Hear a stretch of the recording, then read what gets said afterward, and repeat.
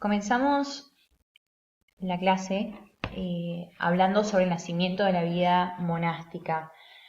Vamos a ver que luego de la vida de San Agustín, que habíamos visto la semana pasada, que él había escrito en una de sus obras más conocidas como de Civitate Dei, él se había lamentado por la caída de Roma y en base a eso comienza a marcar la presencia de la Iglesia dentro de esta caída del imperio.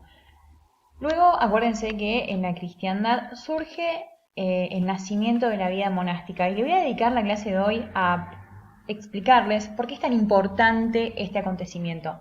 Vamos a ver que uno de los términos o de los conceptos más importantes que abordamos en esta temática es el el surgimiento de los monjes. La palabra monástico o monje proviene del griego monos, es decir, solitario.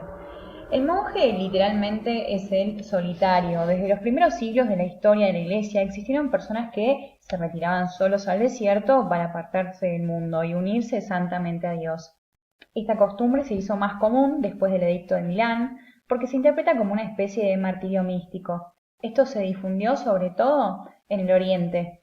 Y uno de los más famosos monjes es San Antonio Abad, en el 250 al 348, que es considerado el fundador de la vida monástica. Y por otro lado, cabe mencionar que los términos que aparecen en este tiempo son los términos de anacoreta y cenobitas.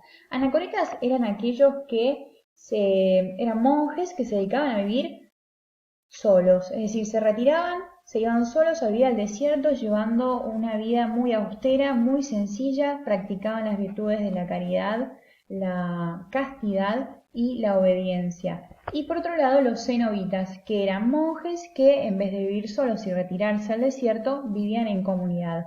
Uno de los más importantes de Occidente es San Benito de Nurcia, y a él le vamos a dedicar un capítulo completo, porque San Benito de Nurcia es muy conocido en Europa y es considerado el fundador de Europa. Creo que ninguno de ustedes lo sabía. San Benito se trasladó a Roma al poco tiempo de la caída del imperio. Tenía una esperanza de convertir a los pueblos bárbaros. Él mantenía una regla que era ora et labora. Y su esperanza se convirtió en realidad porque su acción provocó el nacimiento de una nueva civilización. San Benito, como les decía entonces, es el fundador de Europa.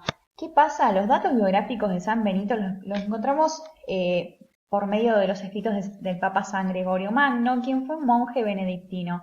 San Benito nació en Nurcia en el año 480. Se fue a vivir a Roma y estando allí se dirigió a Subiaco, donde Nerón había tenido una villa que se encontraba sobre su lago. Se retira durante 3 años a una cueva para practicar la vida anacoreta. Acuérdense que la vida anacoreta era la vida solitaria. Y esto termina atrayendo a mucha gente que se suma a él. Tanto es así que empiezan a sumarse muchas personas a seguirlo, a imitarlo en su forma de vida. Llega a fundar 12 monasterios, por eso toma tanta importancia la figura de San Benito, y vamos a ver por qué.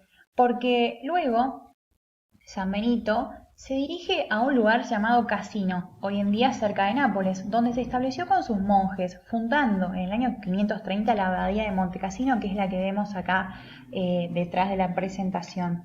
Él tenía una regla muy importante que se la transmitía a todos sus monjes. La regla es ora et labora.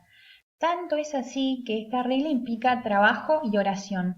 Dividió las horas del día en varias horas importantes, inculcando a los monjes que además de rezar pudieran trabajar. Los trabajos importantes que tenían los monjes en esta época era el trabajo agrícola, el copiado de manuscritos, trabajos artísticos, todos realizados con el fin de evangelizar. Una vez que se instalaban en un lugar, fundaban un monasterio, lo que hacían era evangelizar el lugar que tenían, es decir, educar a los bárbaros que se encontraban en ese momento y difundir sus obras a través de los monjes copistas, que son los que estamos viendo en pantalla, que son los monjes más importantes porque ellos rescataron la cultura occidental.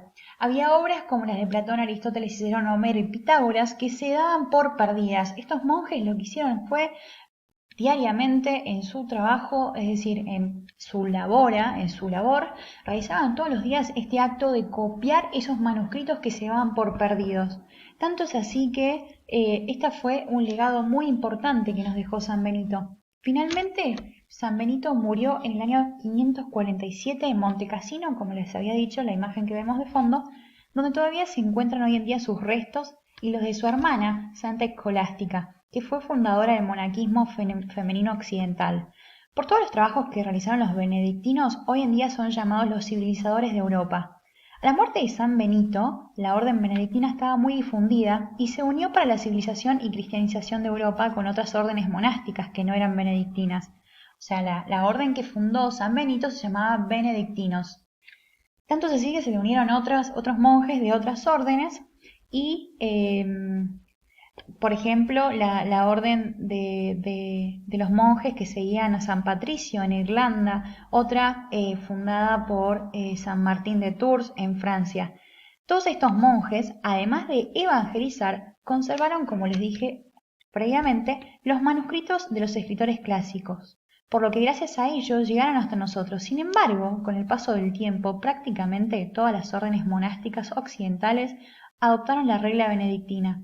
San Benito entonces fue proclamado patrono de Europa el 23 de octubre de 1964 por el Papa Pablo VI. Esta es un poco la vida de San Benito de Nursia y por eso quise dedicarle la clase de hoy a conocer un poco su vida, su obra y su legado en la historia. Cuando viajan a Europa y tengan la oportunidad de conocer este lugar, no dejen de pasar por Montecassino, que es el lugar donde están los restos de San Benito, que es considerado el patrono de Europa. Muchas gracias por escucharme. Les dejo unas actividades que tienen que ver con la clase de hoy, que espero que les resulte interesante.